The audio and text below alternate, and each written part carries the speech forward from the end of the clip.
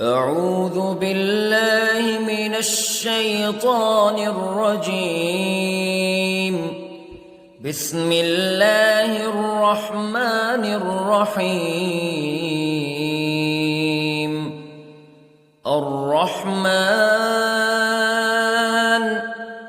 علم القرآن خلق الإنسان علمه البيان.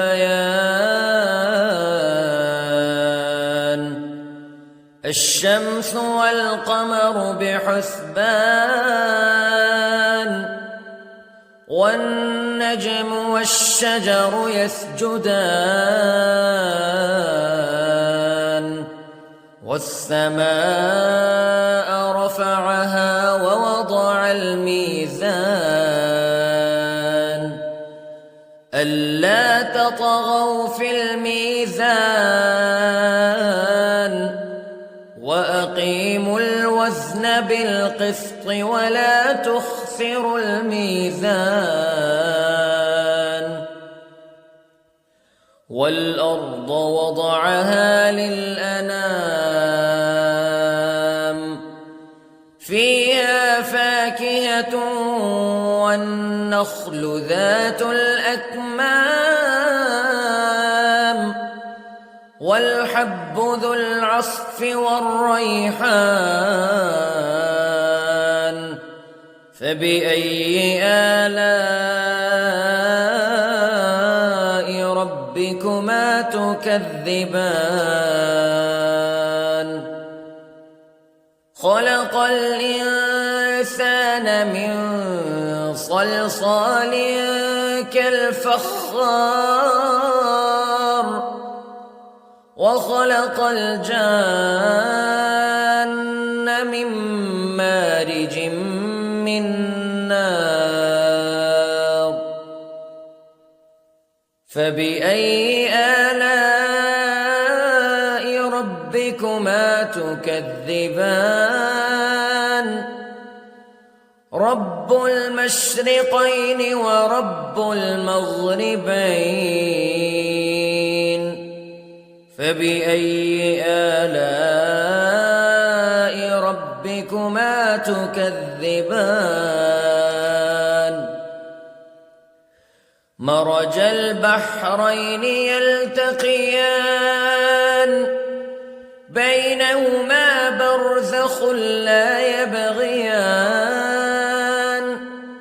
فبأي آلاء ربكما تكذبان. يخرج منهما اللؤلؤ والمرجان فبأي آلاء ربكما تكذبان. وله الجوار المنشآت في البحر كالأعلام فبأي آلاء ربكما تكذبان. كل من عليها فان ويبقى وجه ربك ذو الجلال والإكرام فبأي آلاء ربكما تكذبان.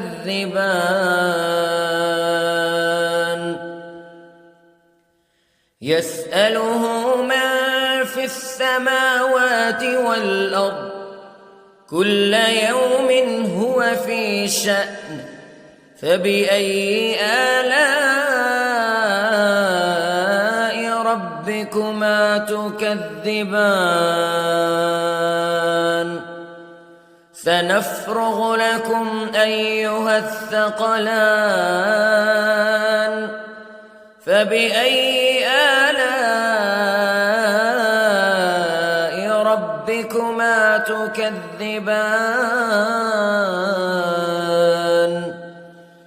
يا معشر الجن والإنس استطعتم أن تنفذوا من أقطار السماوات والأرض فانفذوا لا تنفذون إلا بسلطان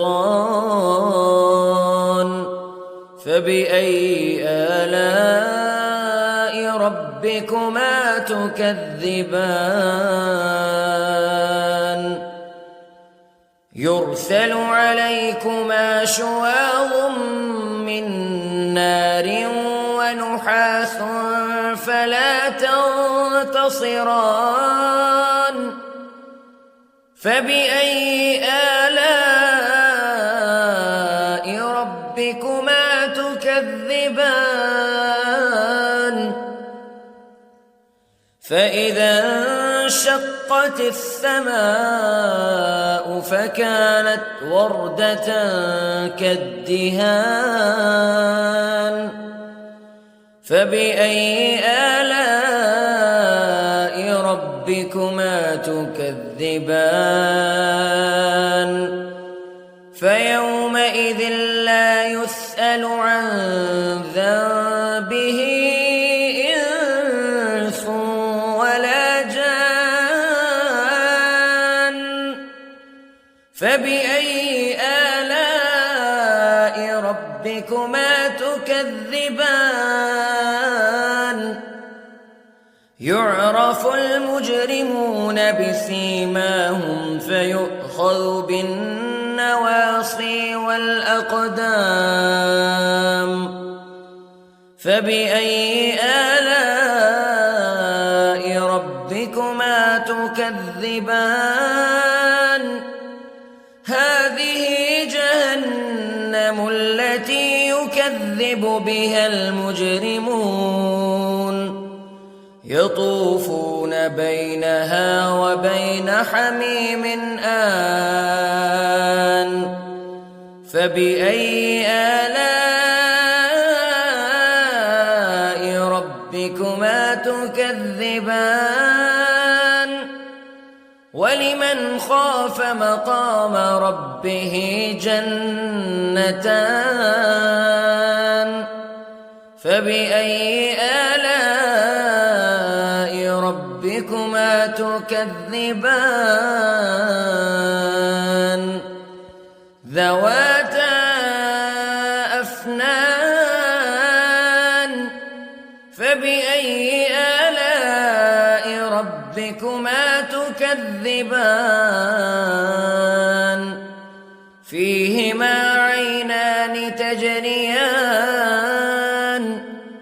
فبأي آلاء ربكما تكذبان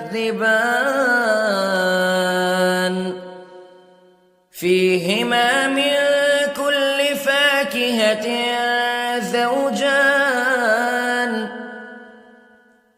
فبأي آلاء ربكما تكذبان متكئين على فرش بطائنها من استبرق وجنى الجنتين دان فبأي آلاء ربكما تكذبان فيهن قاصرات الطرف لم يطمثهن إنس قبلهم ولا جان فبأي آلاء ربكما تكذبان كأنهن الياقوت والمرجان فبأي آلاء ربكما تكذبان هل جزاء الإحسان إلا الإحسان فبأي آلاء ربكما تكذبان ومن دونهما جنتان فبأي آلاء ربكما تكذبان